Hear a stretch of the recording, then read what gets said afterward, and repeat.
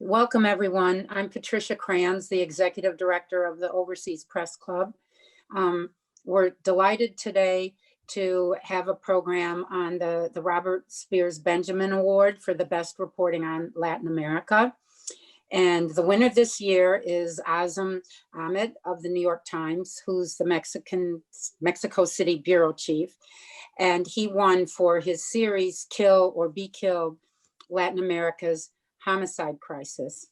And talking with him will be William Booth, the London Bureau Chief for the Washington Post. So they will talk for a while. After, we'll open it up to questions after 15 or 20 minutes. If you have a question, please put it in the chat room or put it in the Q&A section and we will get to them. Okay, Will. Thank you very much for having me, and thank you to the OPC for their awards and generosity of all their excellent parties and situations. Awesome. I'm a super deep fan of your work. It's just been fantastic from Mexico. I was based in Mexico like 8 years ago before the Middle East, and now London. I know how difficult and sometimes dangerous and often creepy this work can be, covering narco and guns and kidnapping in Mexico and Honduras and Brazil and all the other things. So I just want to applaud you for your work. It was a fantastic run of stuff. So thank you for being here with us. Well, I'm humbled and flattered to be here, and especially Bill, I obviously know your work as well. So the admiration is mutual, and to the OPC, thank you for the recognition. It means a lot. So, let's start this way. Let's maybe, since this audience might be a little bit skewed towards journalists and craft and things. The stories that you did were focusing on violence and guns, particularly narco cartels, and the datelines were from Mexico, Honduras, Brazil, other settings. But let's just jump in right now. I have more context questions later, but let's just start right now. One of the first things you did that just blew our minds as judges was you participated in and ran and helped with this this documentary that the New York Times did that was just so interesting about how El Chapo's son and Culiacan got not grabbed, released, fought over, and then freed. And I know you did first day reporting on this in print, but then you went back, you and your colleagues went back over and over again to do the forensics of this. So maybe you could just start by telling our listeners what happened in Culiacan that day, who was arrested or not arrested, and then what happened, and then I might ask you some questions about craft. Sure. So it was this extraordinary thing where we see this breaking information, and it started on social media about serious gunfights in Culiacan. And at the time we didn't know what it was, but we were seeing, trucks on fire, 50 caliber guns being fired along roads. And eventually we came to realize they had tried to capture Chapo Guzman's son. So of course we wrote the story that day because it turned out, there was a lot of misinformation. The government of Mexico doesn't exactly disclose what's going on in real time, often after the fact either. But in this case, we came to find out that his son had been captured and then released. And it was due to pressure that his cartel, the Sinaloa cartel, had been placing on the military and police apparatus in the city after they realized Ovidio had been taken. So we wrote a story and then we wanted to figure out exactly how that happens. How does a cartel manage to overpower governmental resources, especially when those resources include the army, which is a relatively well-respected institution here, such that they're forced to hand back a wanted criminal. And part of that was, I worked for years in Afghanistan and kind of learned to kind of look at how battle plans were laid out and what exactly transpires in the course of combat. And what we realized pretty quickly when we started going from location to location was these guys had a plan. This wasn't some disorganized, hey, call up a bunch of guys with guns and trucks and just have them come They had strategic locations that they went to. They staged a jailbreak so that that would further distract from the governmental response to the attempt to take Ovidio. They knew exactly where to block traffic and lock down the city. Let me ask you this then. I mean, based on your work too, then in Afghanistan, you saw similar techniques and tactics being employed in Culiacan and Sinaloa? Yeah, it was militaristic. I wouldn't say it was as sophisticated as a U.S. military battle plan, but it wasn't unsophisticated. I mean, when you looked at it on a map, you were like, wow, that is a central thoroughfare to get to where they had Chapo's son captured, and they blocked it with a burning bus. And then armed men patrolled that area so that no one could come in through there. This bridge out of town to the other, and that's also a crucial crossing point to get to where the detention had happened. So ultimately, they were trying to isolate these guys who had actually affected the order of apprehension, so that they were alone. At the same time, they managed to show up at one of the military barracks to threaten officers and officers' families and military families there. They staged that jailbreak. I mean, it was a simultaneous kind of multivarious strategy to basically leave the government with no choice but to either free Ovidio or pay a huge cost in human life. It was and what does that say to you? I mean, that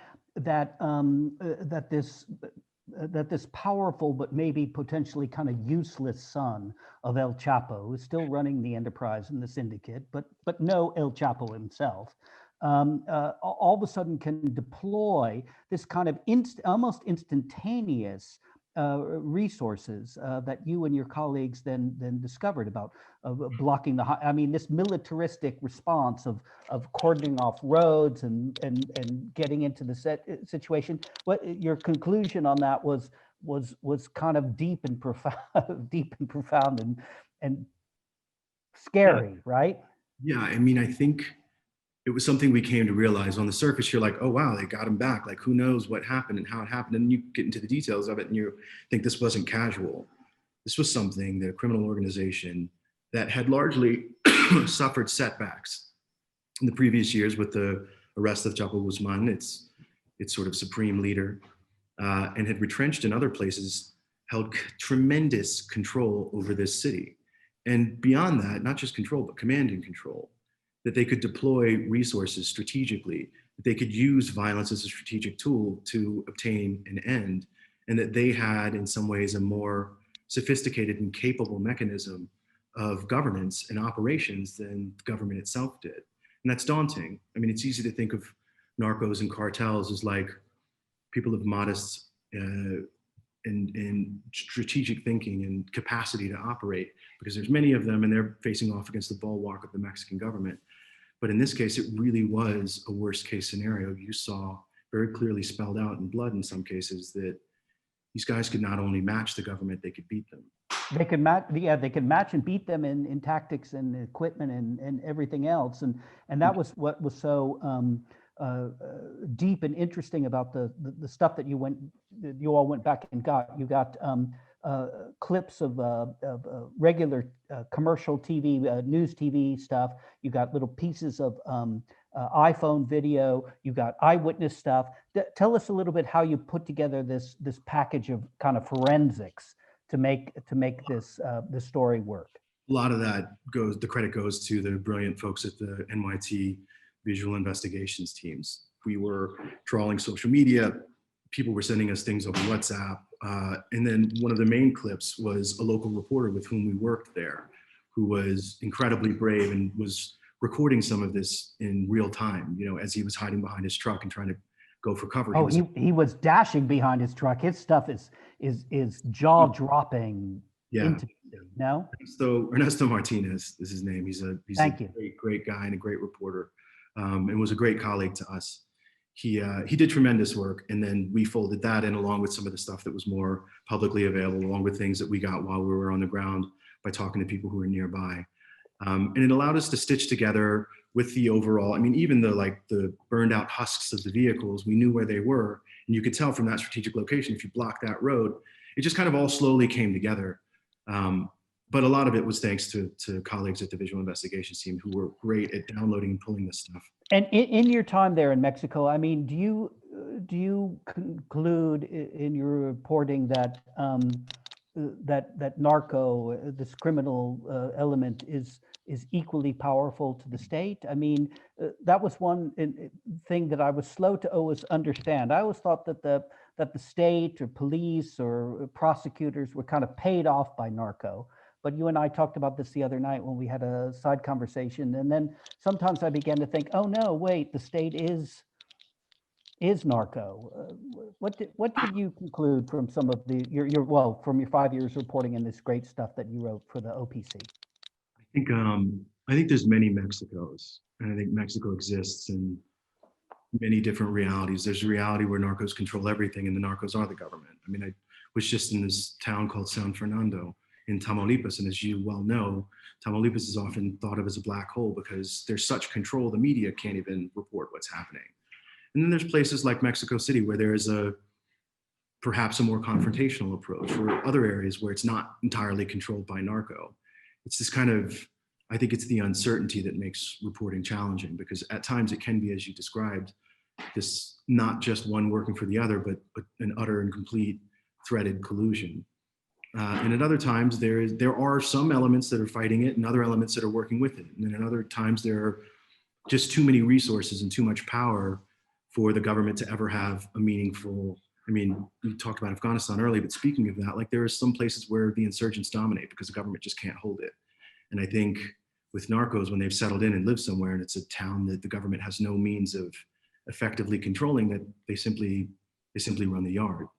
So I don't have a clear-cut solution, or not solution, but conclusion to whether it's a narco state. I think claiming the overall place is a narco state is a bit difficult to reach because there are people who are not elements or not a part of that. But then you look at the case against General Cienfuegos, and it reignites the imagination and the possibility. Yeah, and I think I mean, I understand exactly what you're saying there. I mean, I don't think it's Mexico's overall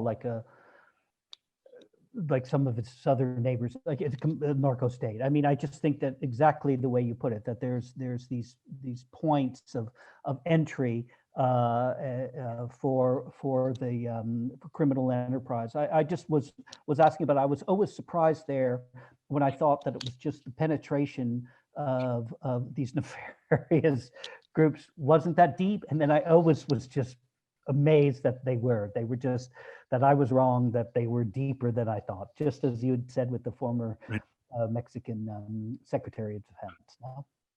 Yeah. Every now and then you're like, oh, wow, that is really high complicity. That is something I would not, you might suspect it, but then to see it in writing that this guy is sending thousands of messages to the head of a relatively unknown cartel just sort of staggers the imagination, and you realize like maybe it's actually worse than I thought.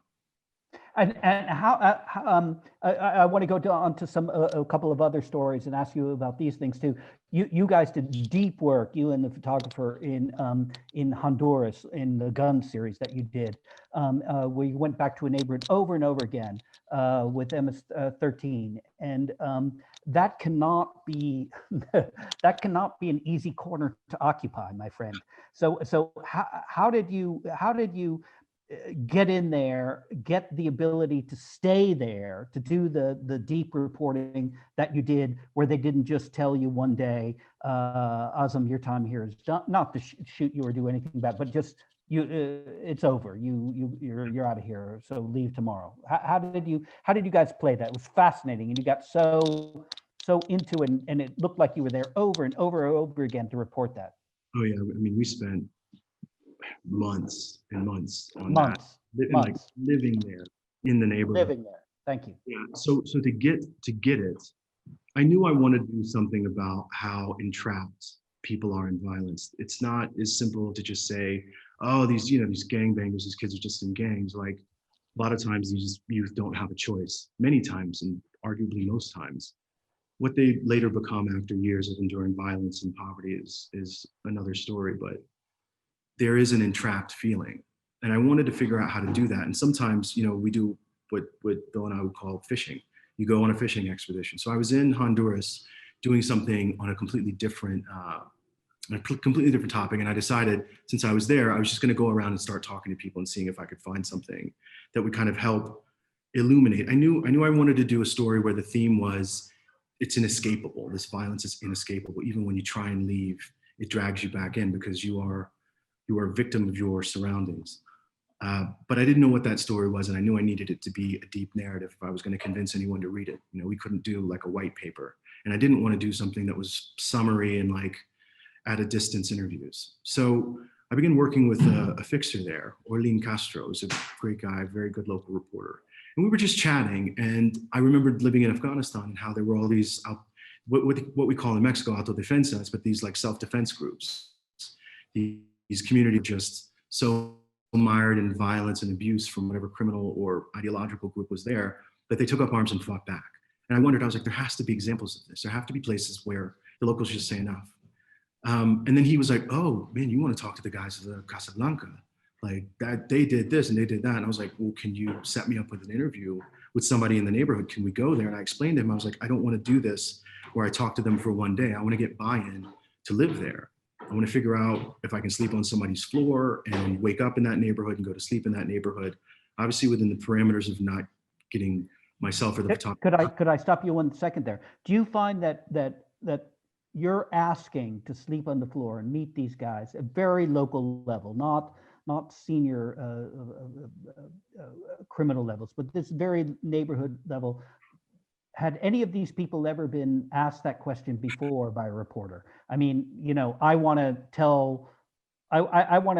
get to know you and describe what this is. I mean, had they ever heard this before? I doubt it. No? I don't think so. I think they saw my sincerity. And I mean, I went back twice to get permission. I went the first time to sit down and talk with them and verify what Orlin had told me. And it was slightly different from what he had told me. But the idea was ultimately that these young men had joined a gang, decided that the gang was not serving their interests or the community's interests, and then decided to leave the gang. But the cost of leaving the gang was now having to fight that same gang. And so in some ways formed this band of friends in the self-protection group. So when I finally came to understand that, I was like, listen, this is something that I think a lot of people don't understand. I think a lot of the times when we're writing about this through the paradigm of migration, people are fleeing these countries because these nefarious evil gangs are killing people and threatening people. But what's it like on the inside? How do we humanize or at least explain what the dynamic is for some of the victimizers themselves? And so they were like, yeah, sure, you can hang out with us, you can come back. And like, they got it. I spent several hours with them that day. And then the question was how. And so I left and I called my editor and I was like, I think I have an in, but it's gonna be more than just this one trip to even secure their assent to me being there. So the next time I went back, I met this pastor, Danny Pacheco, who was sort of a local legend. You know, he was a great character in your piece. One of these like remarkable people you find. He was amazing man. Put themselves in the middle of things because they care. Nobody was paying him to do it. He just had this obsession. And, you know, he said something. He's like, I'm not for gangs or against gangs. I'm just for life. You know, he was one of those people where every life really counted. And I immediately, you know, I responded to that and figured, here's a neutral party, or someone who's like not neutral in terms of wanting to end this, but neutral in terms of he's not on one side or the other. And he decided at that time that he was going to try and broker some kind of a peace between this group and the gangs, the various gangs that were surrounding them. And so I asked him, I was like, look, I want to live here. These guys said it's okay. I think living inside of the hot zone, like the 4-block radius where they live, might be a bit challenging, but you live like 2 blocks just outside of it in the exact same neighborhood, it's walking distance. Can I stay with you? And he was like, yeah, sure, you can stay with me at my place. And so photographer and I holed up in his small house in a, you know, had to share a bed in a single room. And yeah, we spent. The photographer, that one was Tyler Hicks. Yes, Tyler Hicks. He's a very tall man. He's a big, tall white guy. He would take up more of a bed than I would. This was the reason permission was so important, because he wasn't only just a tall white guy in a gang zone, he was also carrying a camera the whole time. Yes. And so every photo, every conversation was a negotiation and a discussion. You know, it was understood from the outset, like, this is what we're here to do. We're going to put in the time. We just want to tell this story. Could I ask you this? I mean, the story in Honduras, and you're working in Mexico too, but you spent time in Afghanistan and sussed it out. I mean, working in Mexico, this is kind of a craft question before we kick it off to some more questions, but like I was always trying to do my best in Mexico and Central America and cover things.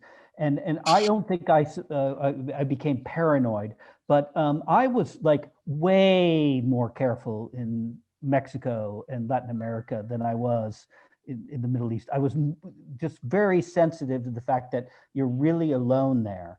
Yeah. How did you like deal with going into these places where in Honduras they hadn't seen an outside reporter or a local reporter in forever, or in Mexico, San Fernando, where the last person there was whoever.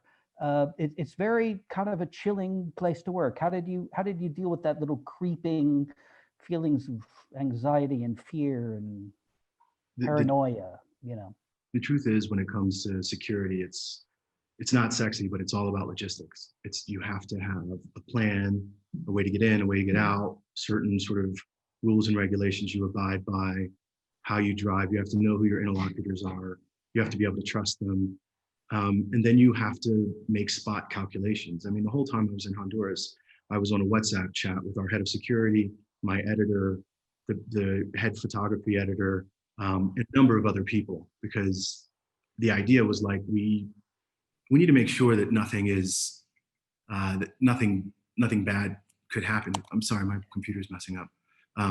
We need to make just to stop you there. So are you in live time WhatsApp with editors who are, I'm going into a house now, I'm going to talk to this gang fellow, I'm going to talk to the priest, and they're just monitoring your movements a little bit?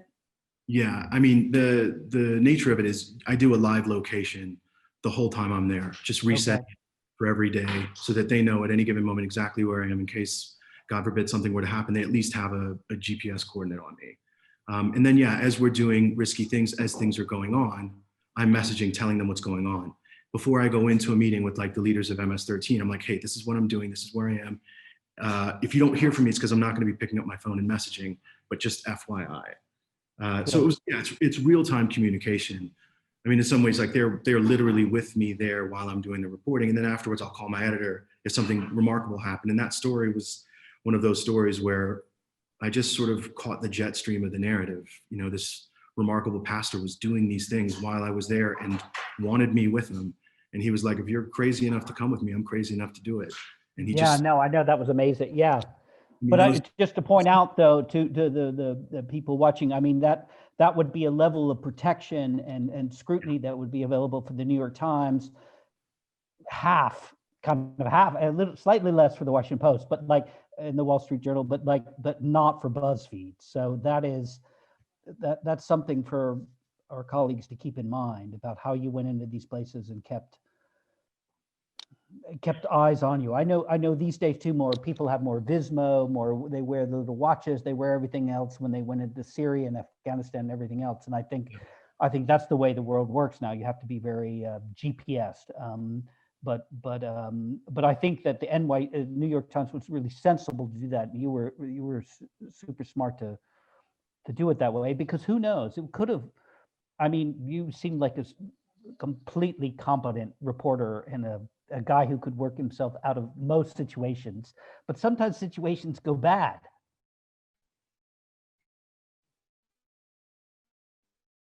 And I think the time in Afghanistan was essential to that. You know, I would do embeds with the Afghan army, and that might be the scariest thing I ever did, because just for a variety of reasons, but a lot of it was about, again, it's about logistics. What's your security plan? How long do you plan on staying? What sort of things are you doing to avoid predictability and patterns? And that all served me well. And that's before you can even start thinking about the journalism. Yes.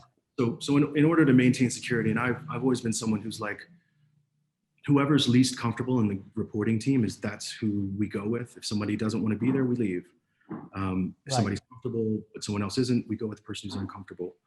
And so, yeah, I mean, a lot of it is just like, having done this for a while, you have an instinct, you kind of know when you can and can't be somewhere. No, I think you broke up there. Hello? I was saying the main one of the main things is, you know, the pastor was this neutral, peaceful figure, and so Yeah. being with him gave me some legitimacy as an outsider, and also allowed for others not to see me as a threat. Yeah, no, that was genius. Can I ask, I think we're 25 minutes in. Are there, Chad, are there questions for? Yes, we do have a question here lined up from Bill. Do the Mexican drug gangs create gangs in other countries to help cover their tracks and help them smuggle drugs into the US? Or are the gangs in Honduras, say, completely independent? Yeah, I would say in Central America, there's a lot of independence. There might be operators from Mexican cartels there helping orchestrate the transit of drugs. But I did a profile of a 18 gang leader a couple years ago for the magazine. And during that time, I was asking him about how it works. And he was essentially saying, we transport things for them. They basically subcontract some of the work to these local criminal enterprises in Central America and elsewhere. But yeah, it's not like, you know, the Sinaloa cartel has an entire group of people operating in, at least as far as I know, in San Pedro Sula. I think they have a few people who then, you know, subcontract to the operating main criminal group to then carry out smuggling, et cetera.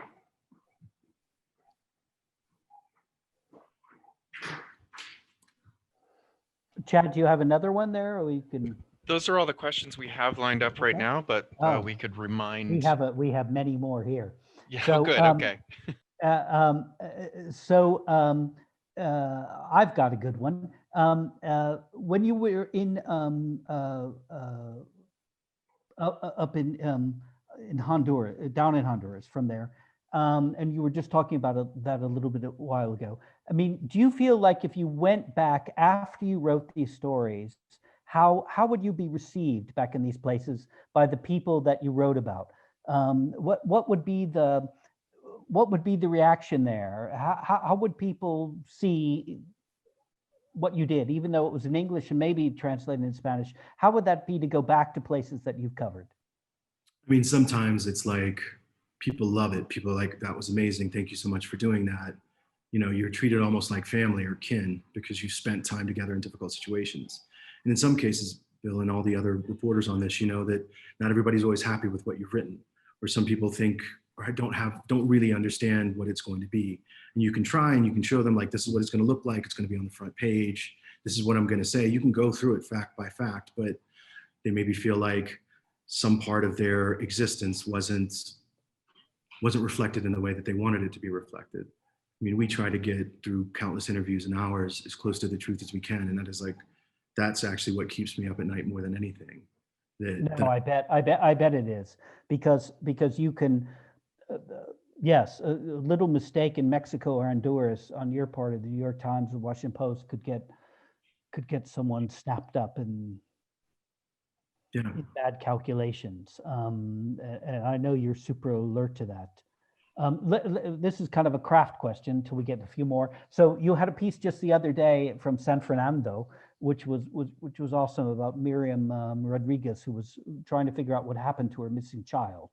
And one thing I was very impressed by that when I read that, and then I was thinking about our conversation coming today, was you have a great way of like doing narrative journalism, but you're also bold in one thing. You're willing to take something that happened in 2017 and then flip it into the lead, and then use that as like something to build upon. It doesn't have to be happened yesterday or occurred on Tuesday. And I thought that was something as long as we're talking about craft, I thought that was fascinating, because you can give an immediacy that something happened. Your lead was Miriam Rodriguez clutched a pistol in a purse as he ran past the morning crowds to blah, blah, blah.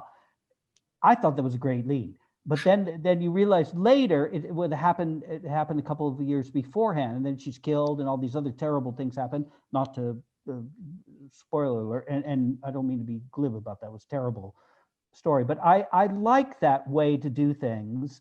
But it's not typical sort of journalism, right? To go back and do it that way. And I like that narrative approach, and I'd like to see it more, because you sometimes need a couple of years to tell a story, right? And it doesn't need to start in 2017, comma, blah, blah, blah happened. You need to get people to read it, and then you can roll out what we know, because what we know in the first day of coverage of any news story is often nothing, right? It's just the beginning. So maybe talk a little bit about your thinking on that, how you played that. It was very excellent. Thank you. I appreciate that. When it comes to craft on a story like that, I mean, the story of Miriam Rodriguez, and for those on the call who aren't familiar with it, her daughter was kidnapped in 2014 by a local cartel for ransom, and then ultimately killed. She didn't know it at the time. Her family paid 2 ransoms. She even sat it. And then ultimately something snapped, and she just decided, you know what, come what may, I'm going after these guys. And she went down and she hunted them down one by one, doing investigative work all on her own without any help from the police or the government, whose lack of control gives way to this sort of reality where your daughter can get kidnapped and there's nobody to help you, nothing you can do. And ultimately she put all these people in jail, and then one of them came back and killed her. So her story was so compelling, and it took me months and months and months to get all those details, because as you know, in the haze of trauma, people don't remember things clearly, or we're often not there. And so you have to validate with court records and documents and police reports and all kinds of other external fixed data points to then integrate these narrative details and sort of validate and verify. But once we had that, I thought, what a story. But as you said, Bill, you can't, it's hard to tell a story from 2017 if there's not some reason for people to read it now, at least in the context of a newspaper. And so this summer I began looking like, how can I update this story? Is there something that's going on that gives this contemporary life? And I found out about the kidnapping of Luciano Leal Garza. And yeah, so and that brought it up. But at the same time too, I think there's, I mean, I think the story was kind of genius. I like the way, love the way you did it. But also I think that we fail sometimes, and we can't go back. Oh, this terrible thing that I've deeply reported happened in 2019. Because of the word 2019, I can't touch it. I mean, I think this is the way to tell these stories sometimes, just as you did with this one we're talking about right now, because it unfolds over time, and you can't do a snapshot of Mexico. You have to do, or any stories, you have to let it roll out. I think that was a good way to go on that. Did you get editors on the New York Times agreeing with that? Did you have conversations? How did that work? I mean, the genesis of the story was, I mean, I knew about it in 2017 and I was moved by it, but I didn't know all the details of Miriam and what she'd done. But I marked it and I was like, I want to come back to this. I think there's something powerful here. And then in 2019, with this Violence Project specifically, this was meant to be one of the pieces in the original Violence Project. And I took a couple of trips in 2019 up to Tamaulipas, but by the end of the year, we had so many stories. The editors were like, look, we can't get another one of these in this year. Let's save it for another time. But I didn't leave the story. It was, I mean, I think it just sort of, certain stories take hold of you and start to grow and have their own life inside of you. And you just, I think you suffer if you don't finish them, you know, they live with you. And so this year, I knew we were looking for a big narrative that wasn't COVID related. There's been so much brilliant, devastating, life-altering work done about COVID, but at the same time, regular life still remains a challenge and existential for some people, and we wanted to reflect that. And so that was when I started looking for, how do I update this? And I found this story of this new kidnapping. And then it was just time on the ground, you know, sometimes, and this is a luxury that not everybody has, and I appreciate that is a luxury that I am afforded, to take it slow, to let it unfold, to see and watch and look for the connective tissue between these seemingly unrelated cases. I was on a call with an editor this morning, and we were talking about how our hope was that Miriam's son, who had taken over her collective, would have been very involved in the case of Luciano, but it didn't turn out that way. And so there wasn't a natural connective tissue until I realized the entire thing was a natural connective tissue.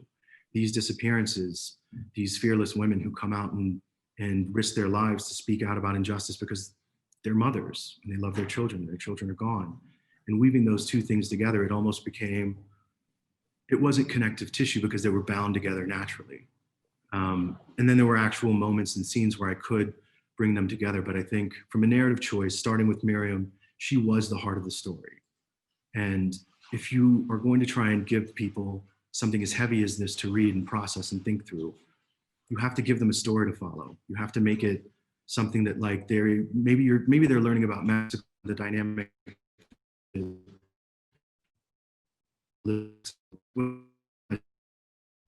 just captivated about the story of there's love. And so that was kind of the guiding light. And then just figuring out how to step these things.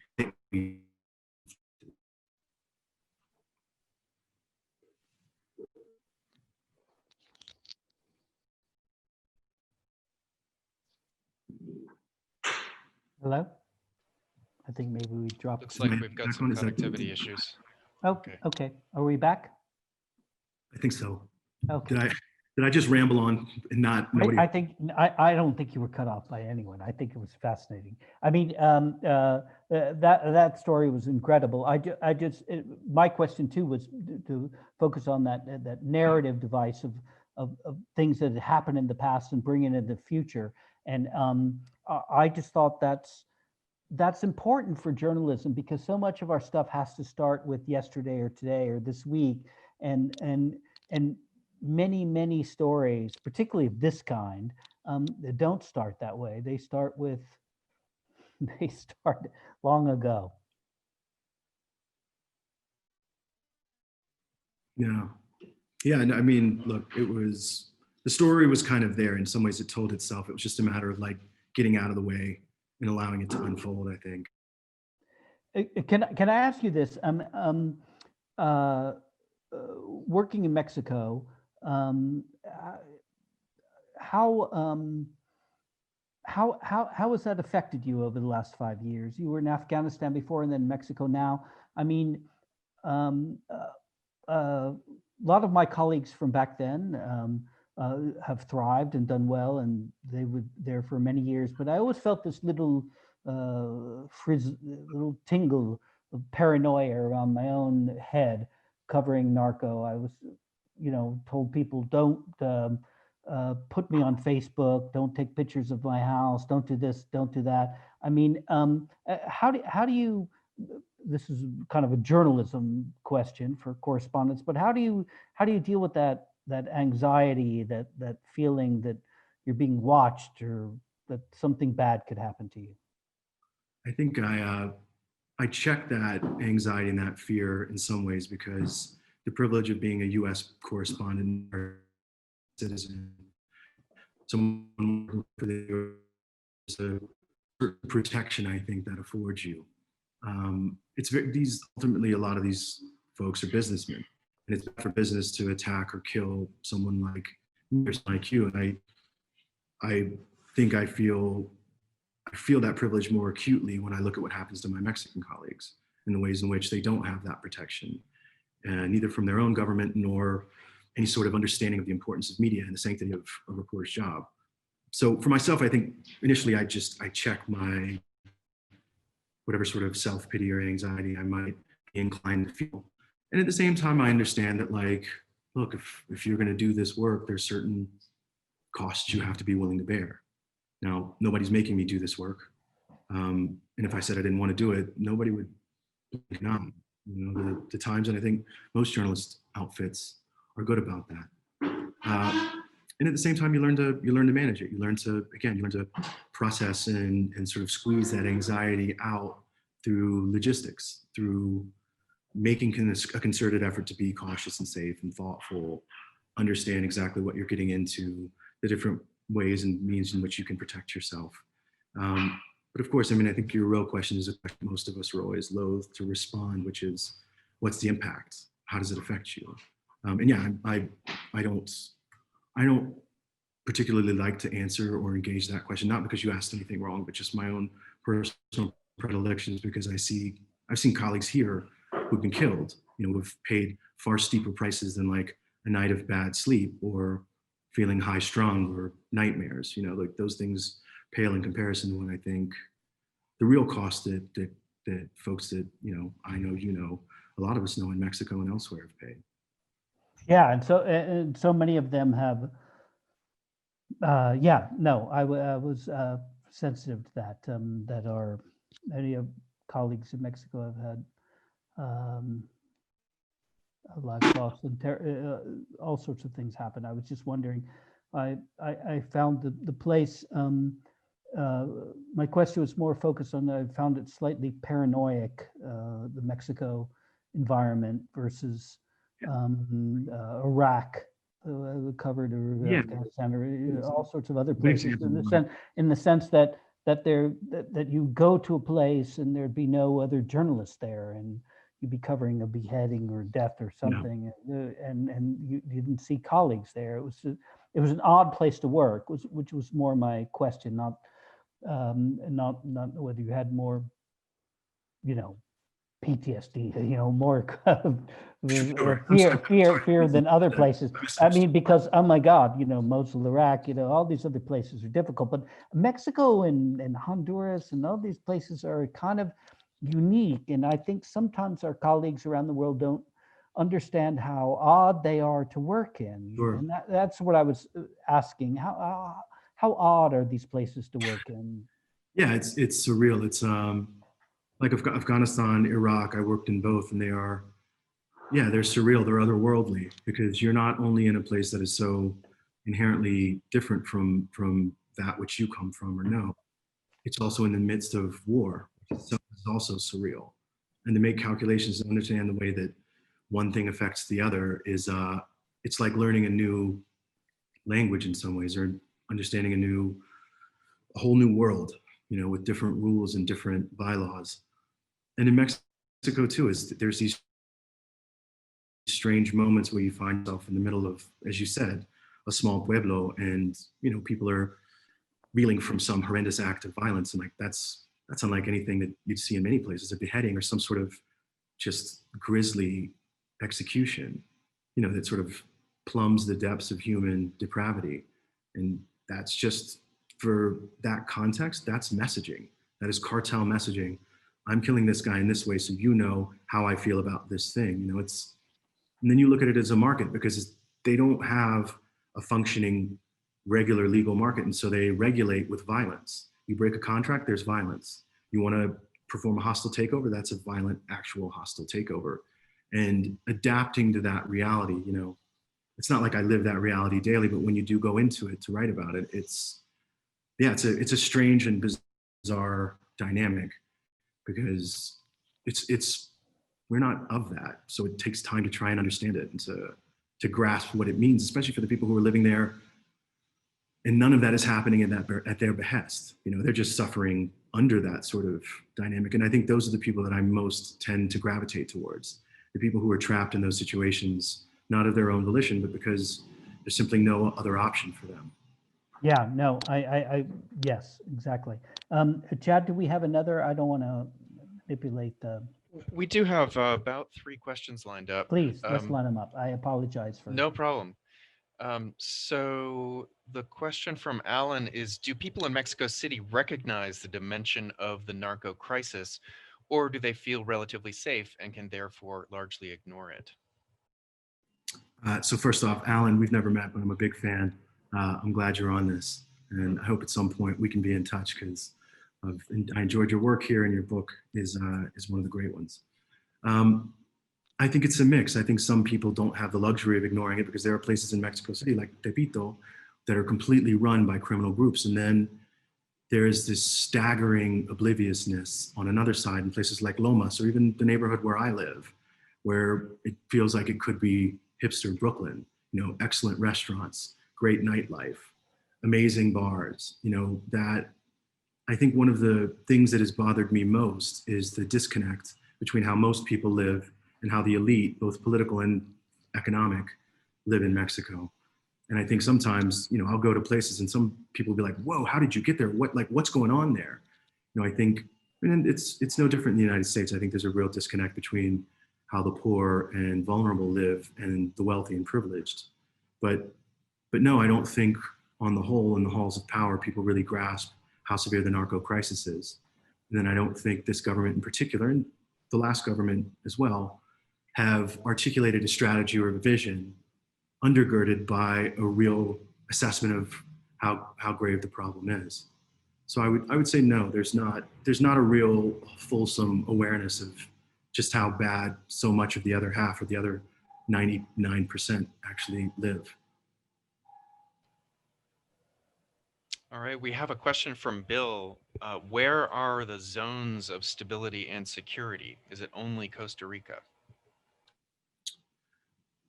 Within the context of Latin America, I mean, that's sort of a big question. I don't focus as much on South America. I've done some work in Brazil, but I would, I'm sadly not the right person to ask for that part of the region. Costa Rica gets a lot of credit as being sort of this oddly peaceful bastion. But there are islands of stability in every single one of these countries. There's places where people live their lives, they get married, they fall in love, they have children. Not all of these places are just dark holes of sadness and violence. I think what we write about often focuses on that because it's the most severe, and to us, I think reporters who write about it, it's the most trenchant social problem, and I think there's a responsibility to write about that. But you know, it's not a story that like a neighborhood just had a normal day on a Friday. You know, that doesn't make news, but it's true. It exists. I mean, I would argue parts of Mexico City are bastions of peace. And, you know, cities throughout the country have bastions of peace. I mean, look, you go to Cabo and you have, you know, American retirees living it up, and not very far away from them, people are dying, but they don't even see that. You know, that rarely intrudes on their rarely peaceful island of existence. And that duality, I would argue, is defining of Mexico in particular. You know, Cancun, other places like that, where violence lives alongside sort of prosperity, tourism, affluence. And in those pockets of affluence and prosperity, there's often no realization, to respond to Alan's question one more time, of what's going on with the other half. So I don't think there's like just one country where it's safe. I think there are many countries where there are places that are safe, and you could live your life as an outsider in any of these places and be just fine for the most part, if you don't enter into those more hostile zones.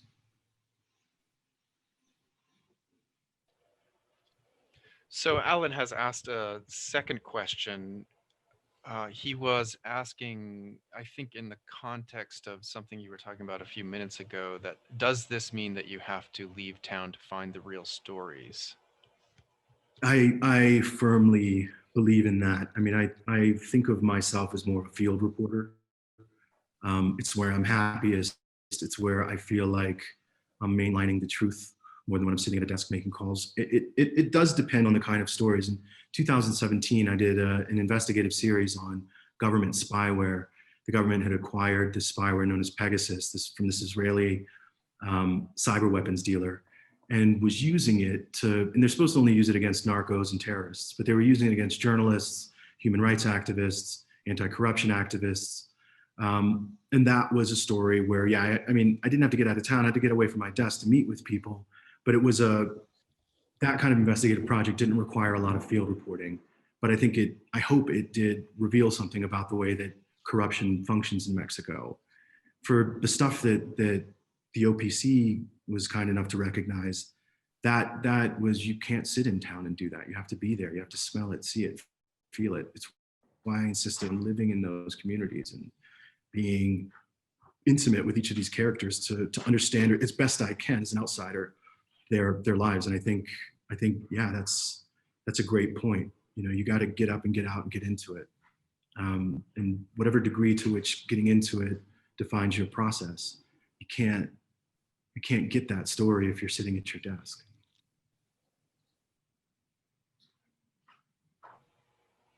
That wraps up the current questions that we have in the queue.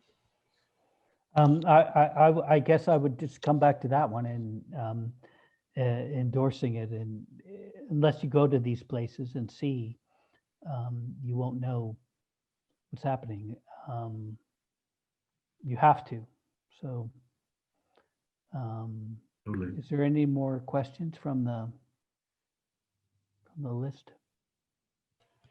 We're out of the current questions. If anybody wants to ask, feel free to type them into the chat window.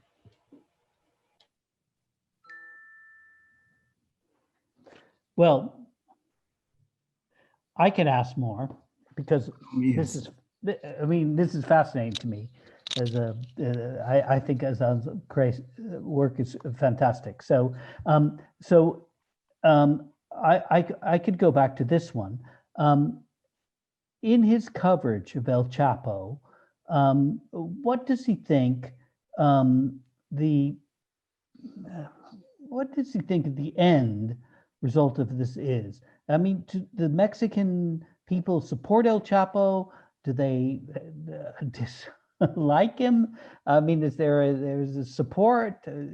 I would like to know his take on El Chapo after the 8, 10, 15 years of El Chapo coverage that we've all done.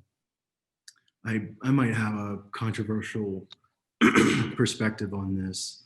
I think there's a system in which he is a player, and that he is a colorful and strange and funny little character with very, very, very dark appetites that has fascinated us as media, but that he's irrelevant. What matters is he's gone and another guy rises and the wheels on the bus go round and round, and that doesn't stop, you know. And maybe the next guy's a little bit more cautious about being out in public or about, you know, developing a reputation or being seen. But as far as I'm concerned, the nailing of Chapo, how many times have we done that? US prisons are filled with extradited drug lords that none of us even remember anymore. People who in that era might be like, oh man, he was the biggest deal. And now they're just like collecting dust in some supermax. What doesn't change is the nature of drug demand in the United States and Mexico's station as the DHL of getting said drugs into the United States. And as long as that dynamic exists, new people are going to test the throne. They're going to come up and try and take over, or they're going to work their way through these because the economic opportunity and the lack of rule of law make it such that it's quite an understandable decision in some ways. So yeah, I mean, I think maybe I have a very cynical view of the fascination with Chapo. I think he's just he's a caricature in a larger cartoon, because we begin to take this seriously when we begin to see, like, what are the root causes behind this? What are we doing about it? This kingpin strategy. I mean, I'll leave you with one statistic. Since the beginning of the drug war, which has taken so many hundreds of thousands of lives, there are now today more deaths in the United States and deaths from overdose in Mexico than ever before. If there is a clearer marker of failure, I don't know it. If there's a clearer way to say that this policy is completely bankrupt and doesn't work, I don't know what other metrics you could use to countervail or override what I just said. And I think Chapo is just a drop in an ocean of problematic policy.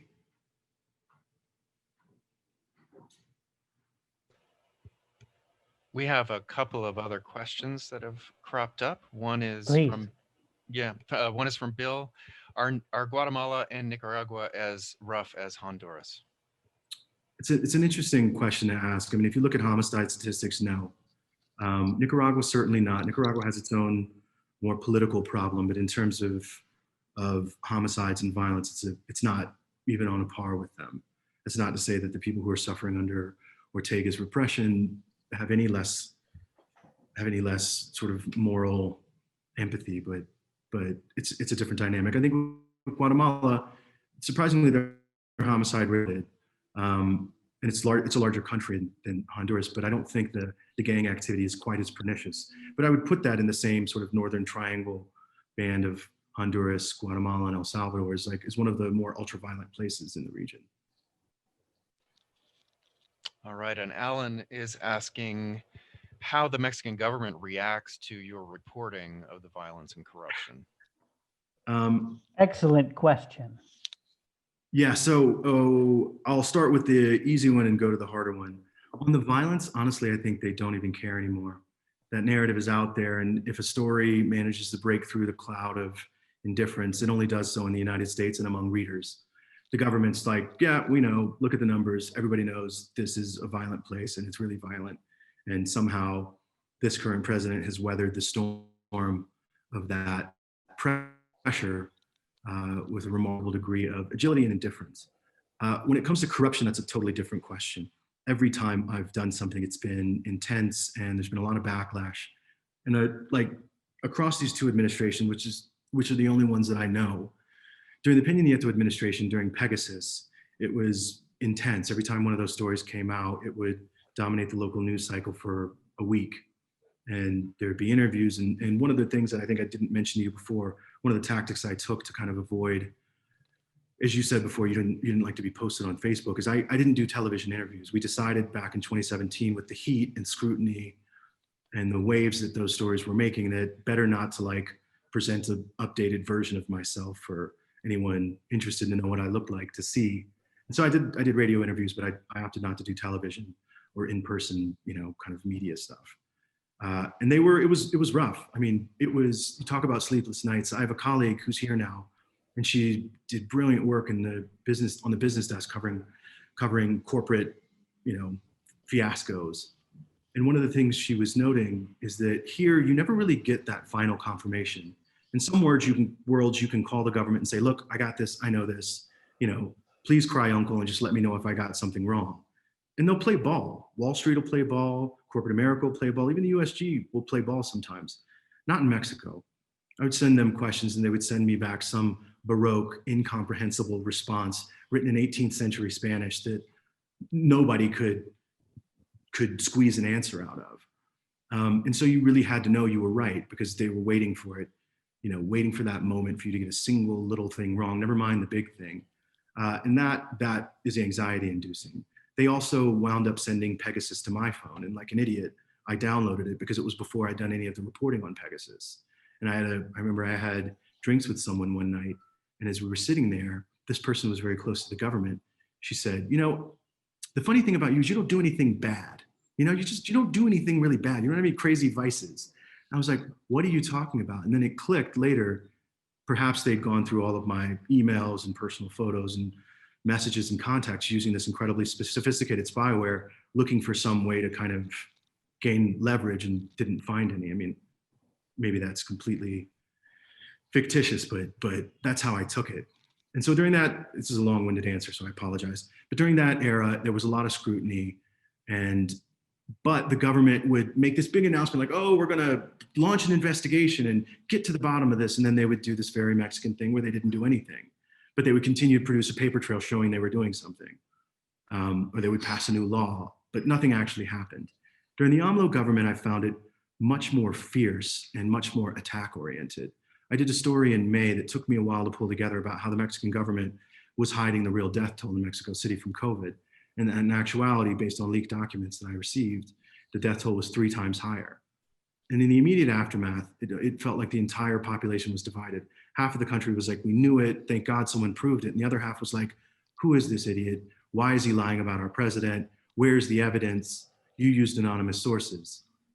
And the government itself, AMLO went on, in his Mañanera and was like, oh, little ethics, no one really pays attention to the Times. They're a neoliberal organization. And, that became part of the narrative. And then 2 days later, the mayor of the city acknowledged the story was right and set up a committee to actually review the numbers.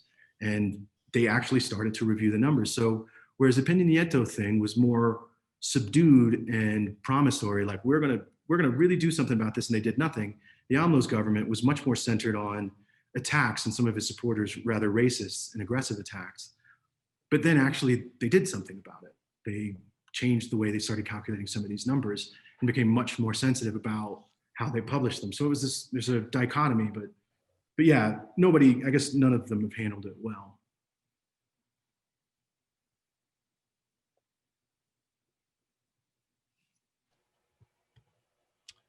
We are once again at the end of our question queue. Sounds good.